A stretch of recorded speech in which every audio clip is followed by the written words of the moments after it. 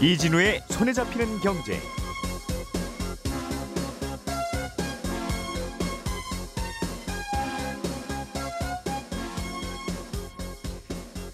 안녕하십니까, 이진우입니다. 역대급 엔화 약세 현상이 이어지고 있습니다. 어제 미국 달러당 엔화가 160엔까지 엔화 가치가 하락했습니다. 미국 달러화에 대한 엔화 환율이 160엔을 넘어선 것은 1990년 4월 이후에 34년 만입니다. 중국이 외국산 수입품에 대한 보복 관세를 부과할 수 있는 제도적 장치를 마련했습니다. 특정 국가가 중국에 대해서 고율 관세를 부과하면 맞대응하겠다는 건데요. 중국과 미국, 중국과 유럽의 무역 전쟁이 한층 격화될 가능성이 커졌다는 분석이 함께 나오고 있습니다. 최근에 1억 원을 넘겼던 비트코인 가격이 9천만 원 밑으로 하락했습니다. 비트코인 채굴 보상량이 절반으로 깎이는 이른바 반감기에는 대개 가격이 상승할 것으로 예상되고 있는데 이번에는 반대로 가고 있어서요. 이 내용도 좀 들어보겠습니다. 4월 30일 화요일 손에 잡히는 경제 시작합니다.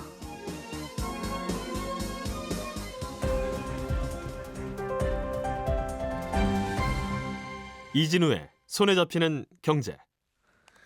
예, 오늘은 송현서 서울신문 기자 그리고 남국민 경제뉴스 큐레이터 손석우 경제평론가 이렇게 세 분과 함께 또 경제 뉴스들 중요한 것들 뽑아서 정리해 보겠습니다. 세 분들 어서 오십시오. 네, 안녕하세요. 자, 일본 엔화 이야기 먼저 해보죠. 남국민 큐레이터가 준비해 오신 소식. 엔화 가치가 계속 떨어지고 그러니까 달러 엔 환율은 계속 치솟고 이제 그 얘기죠? 예, 맞습니다. 어제 이제 달러당 엔의 환율이 장중 160엔을 돌파했는데요. 예. 1달러를 사는데 엔화 160엔이 필요하다는 거니까 무려 160엔이나 줘야 한다는 거니까. 그렇습니다. 예. 그만큼 엔화 가치가 낮아졌다는 거고요. 지금 160엔을 돌파를 한 건 1990년 이후 처음이거든요. 예. 그러니까 한 세대 동안 본 적이 없는 수준으로 폭락한 거고 저 같은 경우 태어나서 처음 보는 엔화 가격이다라고 할 수가 있는 거죠. 예를 들면 30년 넘은 거니까. 예, 일본의 젊은이들도 와, 환율이 이런 건 처음이야. 그렇습니다. 예. 지금 일본 젊은이들은 살면서 처음 보는 엔화 가격을 보고 있는 겁니다. 이 속도가 무서운 게요. 이달 초만 해도 이 환율이 150엔 초반 수준이었어요. 그런데 한 달도 지나지 않아서 160엔대까지 오른 거니까 이게 우리로 체감하기 쉽게 말을 하자면 1,500원 하던 환율이 월 초에 네. 1,600원이 됐다는 거예요. 그 느낌과 비슷한 거겠네요. 그렇습니다. 예. 이게 2022년부터 150엔이 일종의 저지선 역할을 해줬어요. 여기를 잠깐 돌파를 하긴 했지만 다시 내려가고 이걸 반복했는데 예. 이게 확실히 무너진 데다가 160엔까지 돌파가 되다 보니 이거 어디까지 갈지 감이 안 오는 상황이다 이렇게 말할 수 있습니다. 우리가 보기에는 이걸 엔화 가치가 떨어졌다고 표현할 수도 있고 네, 엔 달러 엔 환율이 올라갔다고 표현할 수도 있고 그렇습니다. 뭐가 떨어지고 뭐가 올랐다는 거야. 그렇지만 그냥 말이 그런 거고 같은 현상인 거죠. 그렇죠. 지금까지 말씀드린 건 미국인의 관점에서 봤을 때 그만큼 떨어졌다 이런 의미인데 예. 우리랑 비교도 해봐야 되는데요. 사실 원화도 요즘에 워낙 많이 떨어져가지고 우리랑 엔화랑 아주 큰 차이가 나진 않거든요. 그런데도 엔의 하락 속도가 훨씬 빠릅니다. 예. 어제 우리나라 외환시장에서 100엔당 864원까지 떨어졌거든요. 그러니까 우리 돈으로 더 싸게 엔화를 살 수 있다는 거니까 네. 그만큼 엔화가 우리 원화보다도 내려갔다 볼 수가 있는 건데요. 사실 지난해 말에 엔 환율이 900원대 아래로 떨어지면서 다들 역대급 엔저다. 올 봄에는 다 일본 여행 간다. 이런 얘기 많이 했거든요. 예. 이러면서 엔테크하는 유행까지 있었는데 그때보다도 훨씬 낮은 수준까지 떨어진 겁니다. 지금 우리가 보고 있는 수준은 2015년, 2007년 이래 가장 낮은 수준의 환율입니다. 우리 원화도 미국 달러 대비해서는 가치가 떨어지고 있지만 엔화 가치가 떨어지는 속도가 더 빠르다. 그렇습니다. 이유가 뭐예요? 그러니까 일본 은행이 한 일도 있고 미국에서 발생한 요인도 있는데요. 그래서 안팎의 상황이 다 있는 건데 일본 은행 총재가 지난주 기자회견에서 한 발언이 여기 이제 불을 붙였어요. 그러니까 이때 뭐라고 했냐면 총재가 우리는 환율을 직접 통제 대상으로는 삼지 않는다 이렇게 발언을 한 겁니다. 그러니까 정부가 환율에 직접 개입하지 않는다 원론적인 얘기일 수도 있지만 시장에서는 이거 사실상 일본 통화당국이 엔저를 더 용인하겠다는 생각을 갖고 있구나 이렇게 받아들였습니다. 네. 사실 이전까지는 일본도 물가가 조금씩 오르다 보니 워낙 일본 물가 압박도 강해져서 일본이 이제는 좀 고삐를 쥐지 않을까 했는데 오히려 총재가 나와서 사실상 브레이크 밟을 생각 없다 이런 식으로 얘기를 한 거예요.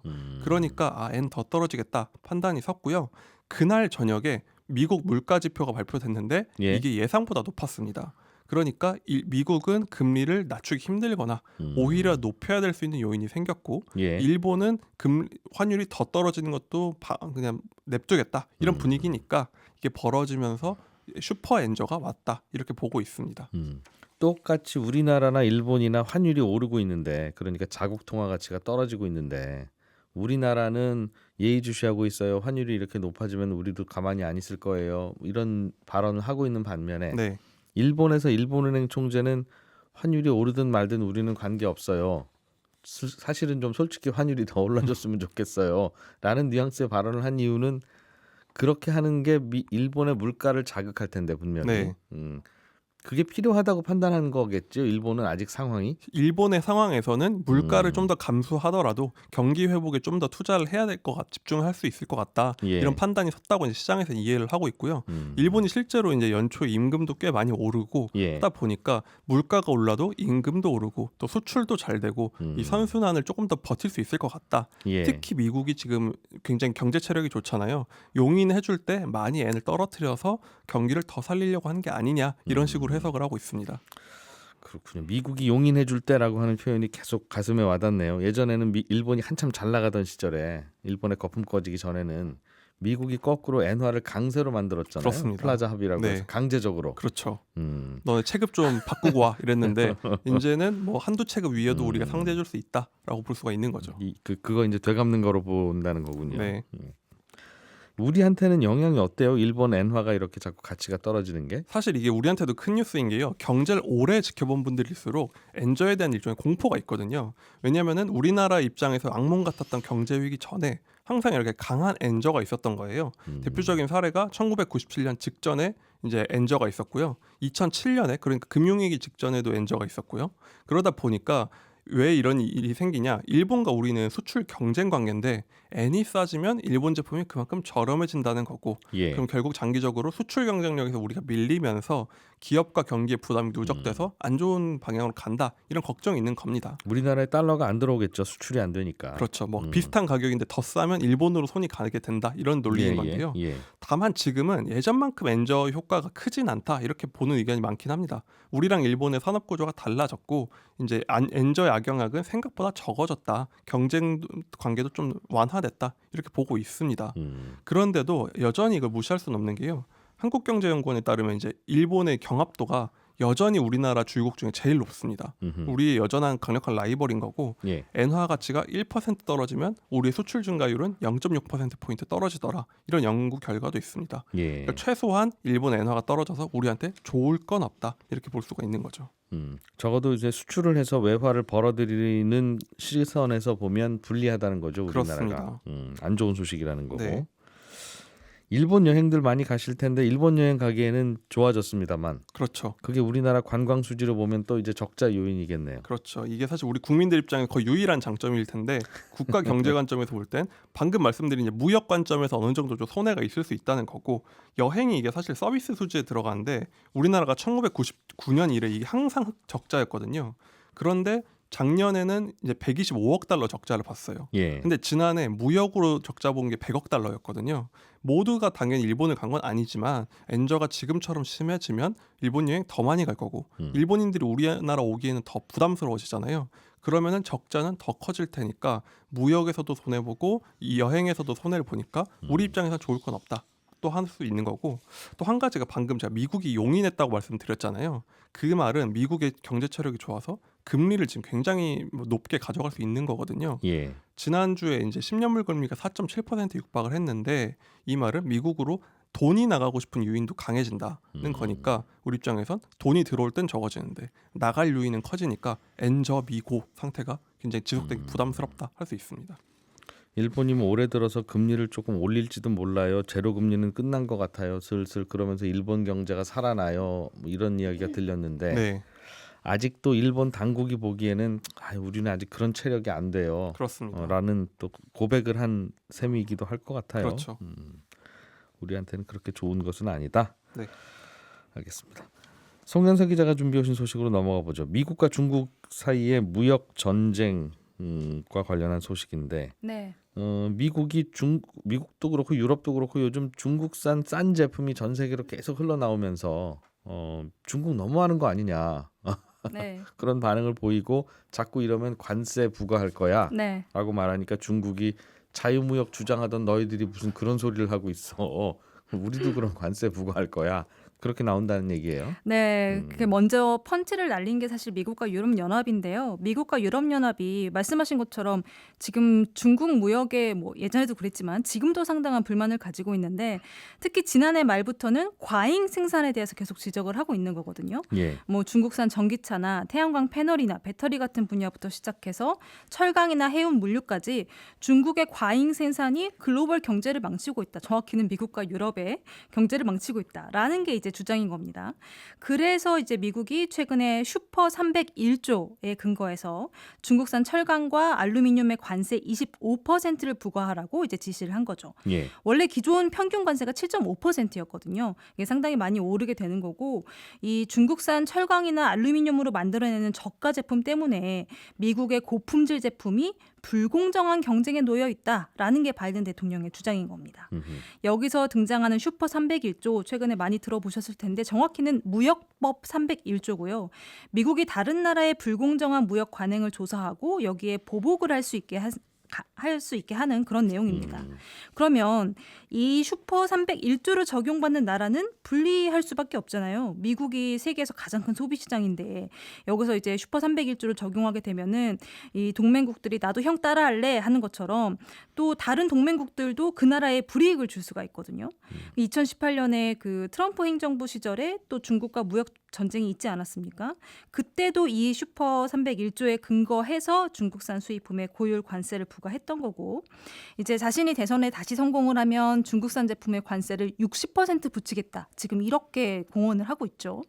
그리고 바이든 대통령도 지금 대선을 앞두고 표심을 얻기 위해서라도 이렇게 슈퍼 301조 대상을 더 넓히려고 할 가능성이 있습니다. 실제로 철강이나 알루미늄의 25% 중국 제품에 관세를 부과하라라는 지시도 어디서 나왔냐면 이번 대선의 경합주 중에 하나인 펜실베니아에 있는 미국 철강 노조를 방문한 자리에서 나온 얘기입니다. 뭐 유권자들이 원하는 거 해준다는 거죠. 네. 그게 뭐 국가 이익에 어떻게 적용될지는 나중 문제고 당장 이렇게 실제로 철강 알루미늄에 25% 관세가 부과돼서 넘어오면 네. 그 철강과 그 알루미늄으로 쓰는 제품들은 당연히 원가가 비싸질 거고 미국 물가도 또 들썩들썩 할 텐데 이걸로 인해서 그렇습니다. 하여튼 중국은 싫다는 여론에 대해서 이제 후보자들이 거기에 대한 반응을 보인다는 뜻 같아요. 네. 중국에서도 그럼 우리도 보복 관세를 매길 거야. 네. 라는 조항을 새로 만들었다는 겁니까? 이게 이제 관세법을 개정했다고 보시면 되는데 예. 여기에 이제 포함이 새로 이제 만들어진 조항이 하나가 있는 겁니다. 네. 이게 17조 조항인데 중국과 특히 무역 협정을 체결한 시장이 고관세를 부과하면 상호주의 원칙. 요즘에 중국이 정말 많이 쓰는 말입니다. 예. 상호주의 원칙에 입각해서 상대 국가 상품에 동등한 관세를 부과하겠다. 눈에는 눈, 이에는 이, 관세에는 관세로 보복하겠다. 이런 예. 내용입니다. 그러니까 사실상 슈퍼 301조에 대항하는 맞보복 17조를 가지고 나온 겁니다. 이게 그러니까 중국에는 과거에는 없었던 조항인데 생긴 거예요? 처음입니다. 그러니까 무역 관련해서 이런 보복을 할 수 있다라는 거를 법에 명시한 게 이번이 처음이에요. 그러니까 이것만 봐도 중국은 그 싼 것 뭐 보내고 하다가 관세를 당하기는 해도 중국이 보복할 일이라는 건 존재하지 않아. 늘 우리가 잘못하지 뭐 저쪽에서 무리하는 경우가 사실은 어디 있어. 나 그렇게 살아왔다는 방증이네요. 네, 그렇죠. 사실상 야. 우리가 잘못했다는 거를 인정하고 살다가 대체로는 그러다가 네, 이제는 그렇게 못하겠다. 뭐야 저 친구들은 자유무역을 막네? 라고 하는 느낌을 중국이 받는 건 인류 역사상 처음이다. 네.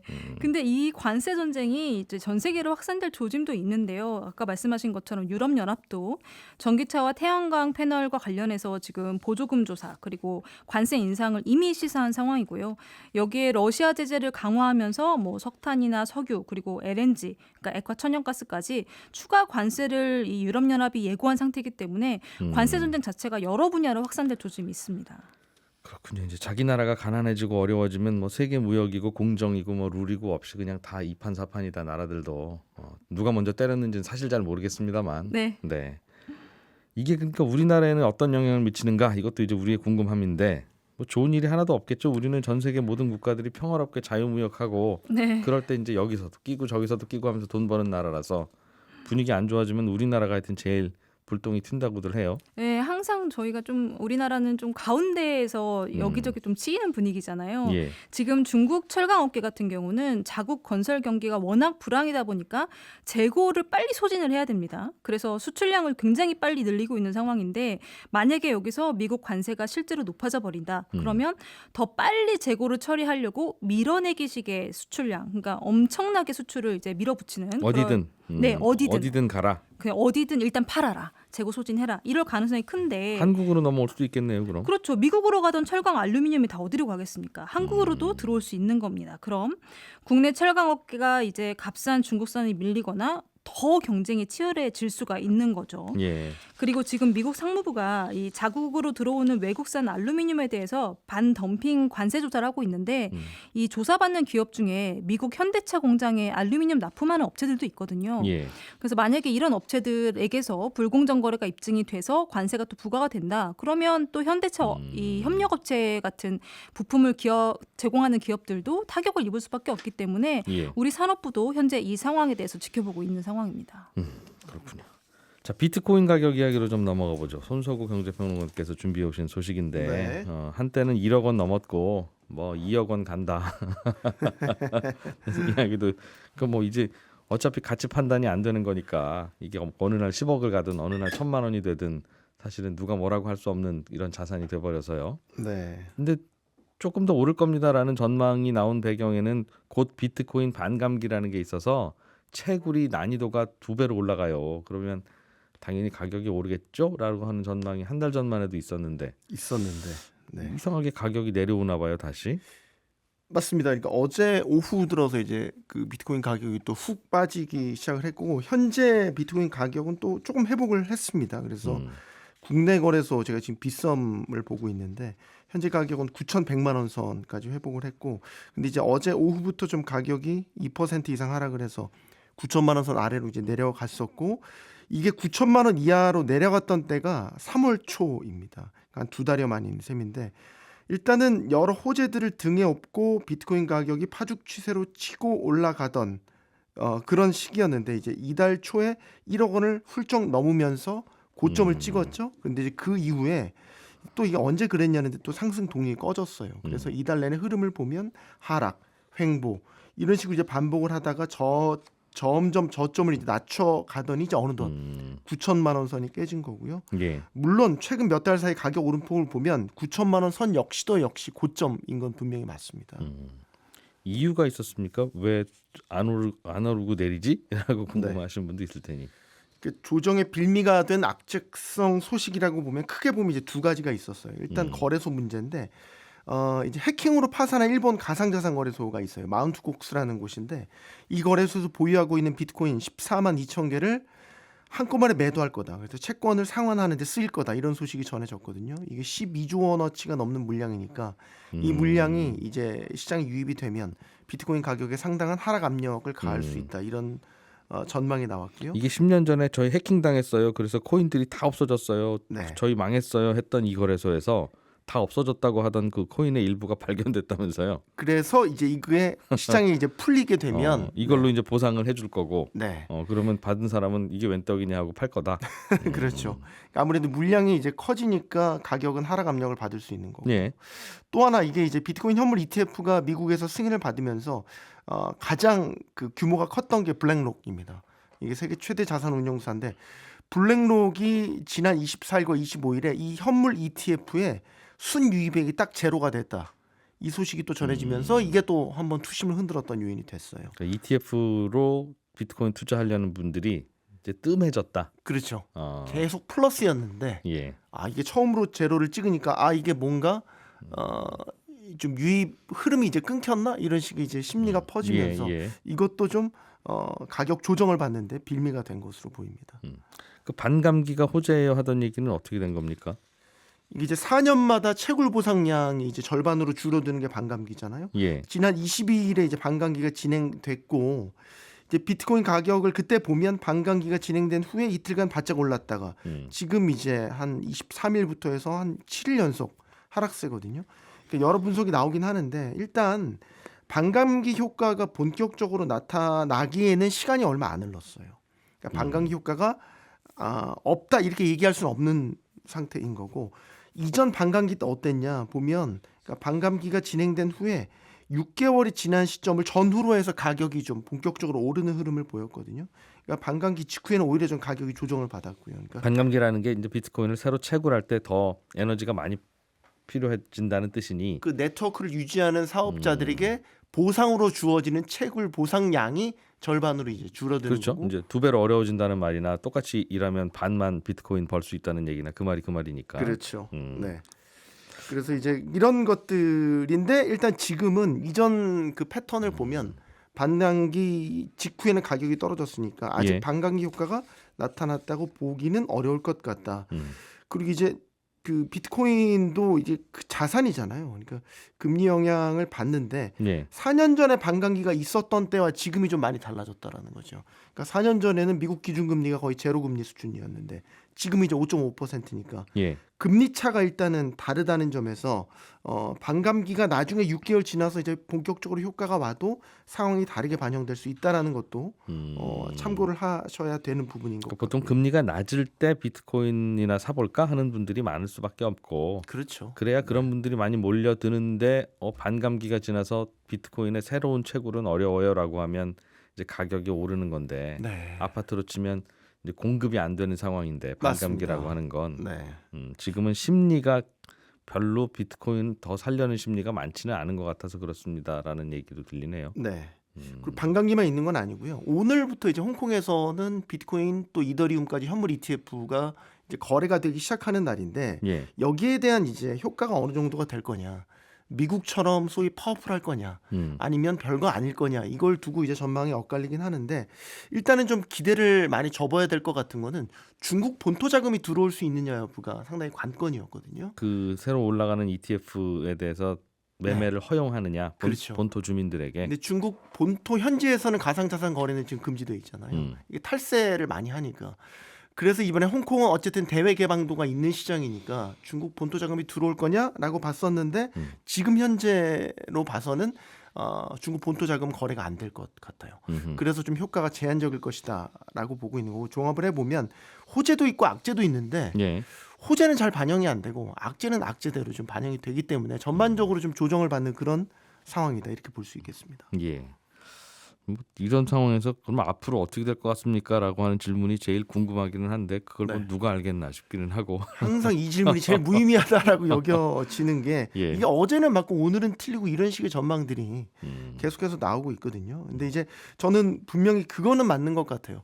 미국이라는 큰 금융시장에서 제도권 상품으로 어쨌든 비트코인이 ETF를 통해서 이제 편입이 됐고 이 이후의 흐름을 보면 전체 비트코인의 시가총액도 커졌잖아요. 예. 그리고 비트코인에 유입되는 자금들도 어떻게 보면 좀 이제 투명화된 뭐 기관 자금들이 이제 많이 들어오기 시작했잖아요.